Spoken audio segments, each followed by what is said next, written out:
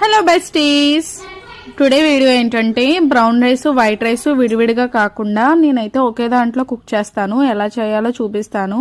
First అయితే brown rice white రైస్ని నీట్గా ఒక హాఫ్ అన్ అవర్ ముందు వాష్ చేసేసుకుని బ్రౌన్ రైస్కి అయితే 3 గ్లాసెస్ వాటర్ పోస్తాము అండ్ దీనికైతే 2 గ్లాసెస్ పోస్తాము. అది అందరికీ తెలిసిందే కదా.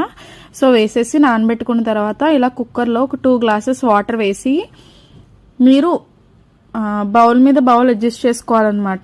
సో ఇలా పెట్టేసుకుని తర్వాత ఇంకొక బౌల్ వైట్ రైస్ కానీ బ్రౌన్ రైస్ కానీ పైన కింద అనేది మీ ఇష్టం. సో మీ చాయిస్ అన్నమాట. పెట్టేసుకుని మీడియం టు లో ఫ్లేమ్ స్లిమ్లో కుక్ చేసుకుంటే మనకి రైస్ అనేది చాలా సాఫ్ట్గా కుక్ అవుతుంది. సో 3 or 4 విజిల్స్ వేయించుకుంటే brown rice and white rice రెండు ఒక దాంట్లోనే రెడీ అయిపోతాయి. మనం వండే రైస్ క్వాంటిటీ బట్టి కుక్కర్ సైజ్ బట్టి మనం ఇంకా ఎక్కువ కుక్ చేసుకోవచ్చు. ఇదైతే మాకు సరిపోతుంది. అండ్ వీడియో నచ్చితే ప్లీజ్ సబ్స్క్రైబ్ చేసుకోండి, వీడియోని లైక్ చేయండి, కామెంట్ చేయండి.